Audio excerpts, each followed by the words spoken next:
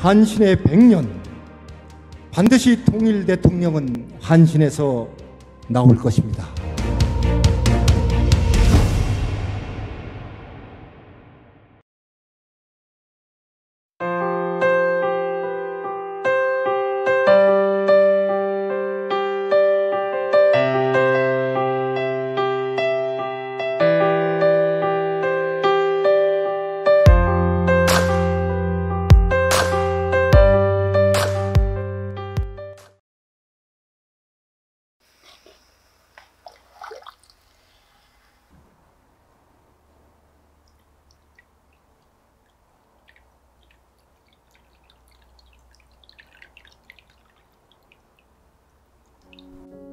오시는데 힘드시지 않으세요? 초행길이신데. 네, 그래도 선생님 뵙는다는 것 때문에 기쁘게 왔어요. 아, 예. 오늘은 또 날씨가 참 푸근하고 참 좋으네요.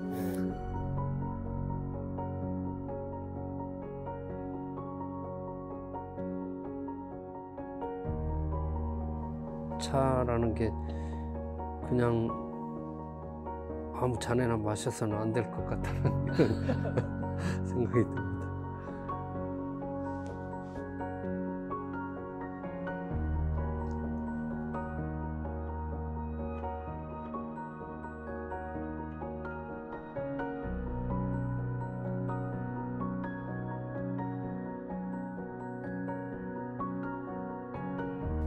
코로나 때문에 참 비대면 시대가 되고 말았어요. 요즘 어떻게 지내시는지 궁금합니다. 그 글을 쓰는 데 있어서도 자기만의 시간이 필요하죠. 그래서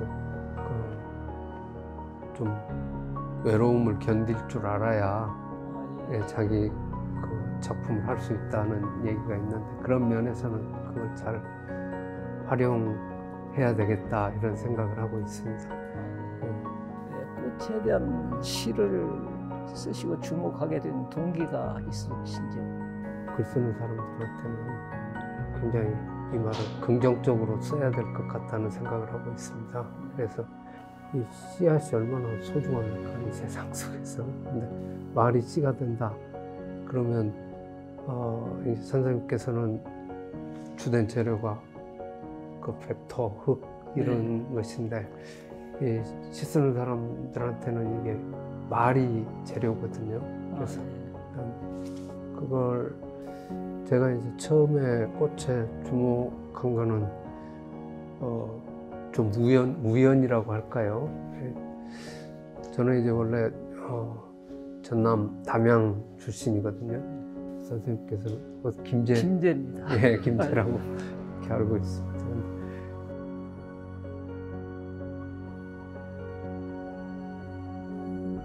담양이 대나무가 많은 곳인데, 저희 부모님들이 이 죽세공을 하셨어요. 그래서 대나무로 이제 바구니를 만들고 이걸 이제 장에 가서 팔고 이래서 저를 키우신 거예요. 그래서 좀 다른 말로 하면은 대나무가 저를 키웠다 이렇게 얘기할 수도 있고요. 근데 1980년에 시인으로 활동을 하기 시작했는데, 등단을 했는데, 등단하자마자 광주 항쟁이 있었습니다. 그래서 그거는 이제 우리 역사 속에서 굉장히 비극적인 사건이면서 또 이제 굉장히 의미 있는 사건이기도 하고 그런 거죠. 그래서 초기에 활동을 하던 당시에 동인으로 참여했던 게 5월시 동인입니다. 근데 5월이라는 게 그때 당시에는 광주 항쟁을 은근히 내포하는 것이었죠. 광주 항쟁의 정신 이런 걸 제가 광주 항쟁 세대라고 스스로 생각하고 있기 때문에 제대로 시 속에 담아내야 되겠다 이런 생각을 했고요.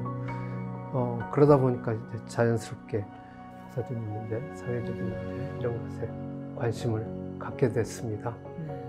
그래서 가령 제 두 번째 시집 제목이 성액꽃이고, 성액꽃이라는 시도 있고, 그런데 이 성액꽃이라는 게 굉장히 추워야 피는 네. 꽃 아닙니까? 네. 그래서 이 보통 이제 성애하고 이 꽃을 그 전에는 연결을 시키지 않았었는데 합성어를 만든 거죠. 그래서 이걸 성애하고 꽃을 합쳐서 성애꽃이라는 이 단어를 이 시쓰기를 통해서 이제 형성을 해보려고 했던 것이고요. 세상의 어려움, 추위, 엄동, 혹한 이때 피는 꽃. 그러니까 아무리 어려운 시대라도 희망을 품고 이렇게 살아갈 때 피우는 꽃. 이런 의미로 이 성애꽃이라는 말을 썼던 것입니다. 그리고 아까 말씀드렸던 제가 대나무가 저를 키웠다 이렇게 얘기할 때 벽꽃의 그 생태적 특성이 한번 피면은 주위의 대나무들이 다 피어버리거든요. 이게 이제 마치 광주항쟁 당시에 온몸을 던져서 함께 싸우는 이런 사람들의 모습으로 보였습니다. 그래서 이제 이거를 벽꽃이라는 그 연작시 이거를 제가 쓰게 됐던 것입니다.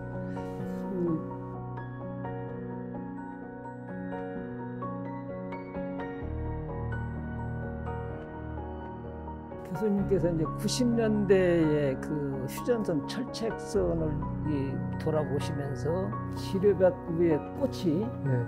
그렇게 마음에 와 닿는다고 말씀하셨고요. 그 이후로 이제 그 시의 세계가 조금은 달라지지 않았나 하는 생각을 해보았는데 어떻습니까? 예, 뭐 정확히 이렇게 보셨는데요.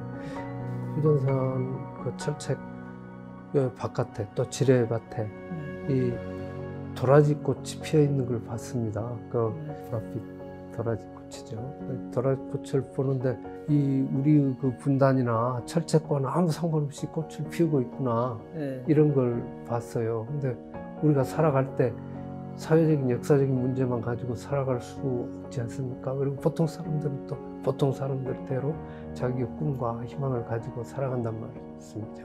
그래서 보통 사람들의 그 감수성이라든가 이런 것들에 호소할 수 있는 시를 써야 되지 않나 이런 생각을 또 하게 된 거죠.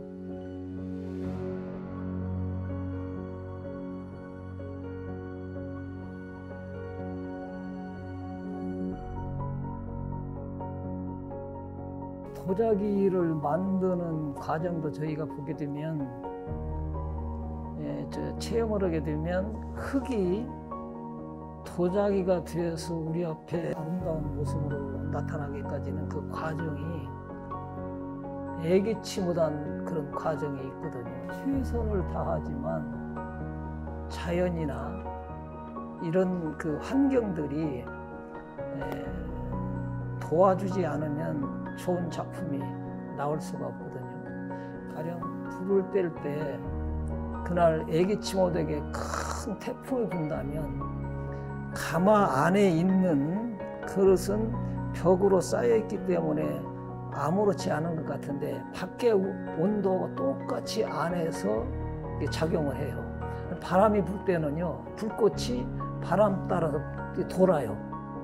가마 안에서도요? 예. 그러니까 아무리 벽을 두껍게 쌓아가지고 했다 할지라도 상식적으로 우리가 보게 되면 다 그게 그 바람막이가 되는데 왜 그런가 그런 생각을 할 수가 있는데 그 막상 써놓고도 또 발표까지 해놓고도 마음에 안 들어가지고 결국은 가마에서 그 자기를 구워내면은 또 뭔가 문제가 생긴 자기들은 깨버리는 것으로 알고 있거든요. 네, 그렇습니다. 예. 근데 시 쓰는데도 그런 게 있습니다. 그래서 이게 마음에 안 들고 수준이 안 됐다 그러면은 이거를 버려야 되거든요.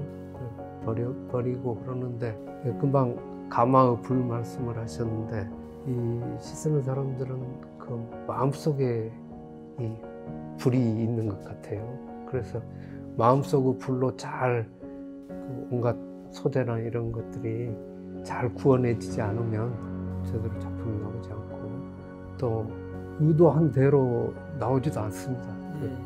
시라는 게 어떻게 또 써지는 것 같아요. 써지는 게 반이고 자기가 쓰는 게 반이고 이런 것 같아요. 뭔가 좀 써지는 게 많이 작용해야 좋은 작품이 나오는 게 아닌가 저는 그런 생각을 하고 있습니다. 교수님이 한신대하고 어떤 그 교수님의 시의 세계하고 한신이 추구하는 그런 그 한신으로서의 가치 이런 게 이렇게 통하는 느낌을 저는 받았거든요. 예. 굉장한 자부심이 있으리라고 생각이 드는데요. 한신대학교가 꼭 이걸 주의자를 붙일 필요는 없겠지만 민족성이라든가 이런 역사라든가 이런 것에 대해서 그 온몸으로 받아들이는 이런 그 대학이고 또 원래 기독교 기장이 그렇지 않습니까? 그래서 그런 면에서 저하고 좀 통하는 부분이 많이 있는 것 같습니다.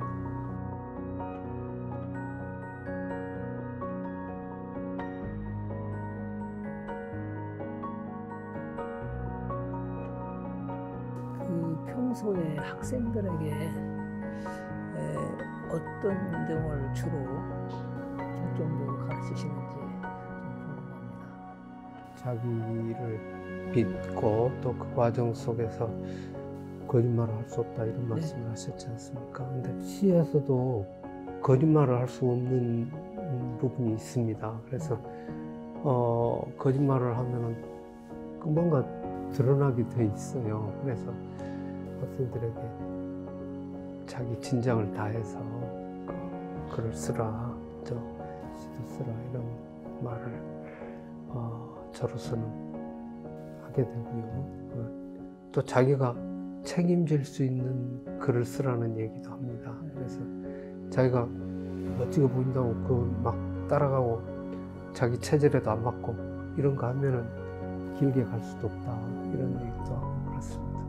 한신대학의 그 문해 창작학과는 그 앞으로 어느 방향으로 가야 되는가 하는 그 교수님 생각이 계시면 말씀해 주시죠.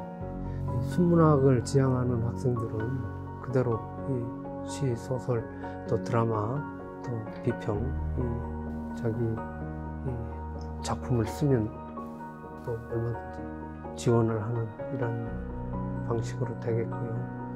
학과가 그렇게 커리큘럼이 짜 있고요. 그 다음에 이제 문학 콘텐츠라고 해야 될까요?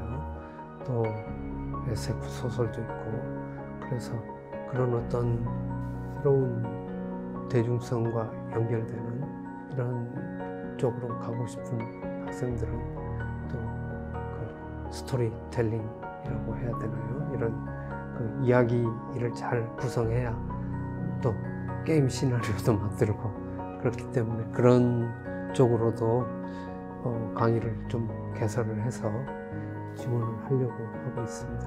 학생들 수요에 따라야죠. 이 스토리텔링 이런 걸 좀 강화하려고 하는 게 이 미래 사회에 중요하기 때문에 그 무슨 일을 하든 중요하기 때문에 그런 쪽으로 좀 강화를 시켜서 학생들을 맞이하려고 하고 있습니다.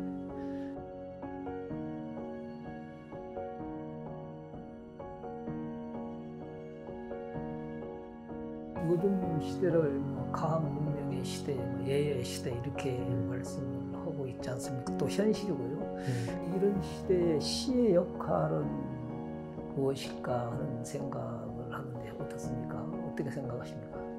인공지능 시대다 이런 얘기도 많이 하고 또 그런 쪽에 관심들이 많이 집중되고 있고 선생님께서 하시는 도예 작업도 그렇고 또 제가 쓰고 있는 시도 그렇고 또 문해창작학과에서 쓰는 뭐 소설이라든가 이런 것도 그런데 뭐 예술이라는 게 기본적으로 그 사람 마음, 개성, 이 정서 이런 게 그런 걸 제대로 담아내야 예술이 되는 것이기 때문에 그거는 AI라든가 이런 게 접근할 수 없는 영역이라는 생각이 듭니다. 그래서 이런 것들은 뭐 앞으로도 계속 소중하게 이렇게 되지 않겠나. 물론 세상이 달라지면 그 세상 속에서 다른 시가 나오고 또 다른 작품이 나오고 그러겠습니다만 기본적으로 그 소중한 거는 계속 소중하게 다뤄져야 되지 않나 이런 생각을 하고 있습니다. 교수님 그 이 안에 여러 작품이 있거든. 네. 혹시 교수님 마음에 와 닿는 그런 작품이 있는가요?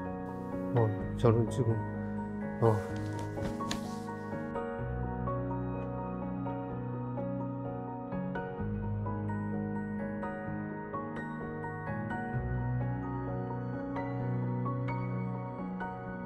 저는 이게 들어올 때부터 제 마음을 꽉 끌어당깁니다. 아 그래요? 마음속에 정열이라고 할까요? 이런 불꽃으로 이렇게 타오르는 것 같아가지고 이게 사람들 사이에 꽃이 필 때 무슨 꽃인들 어떠리 그 꽃이 뿜어내는 빛깔과 향내에 취해 절로 웃음 짓거나 저절로 노래하게 된다면 사람들 사이에 나비가 날 때 무슨 나비인들 어떠리 그 나비 춤추며 넘놀며 꿀을 빨 때 가슴에 맺힌 응어리 저절로 풀리게 된다면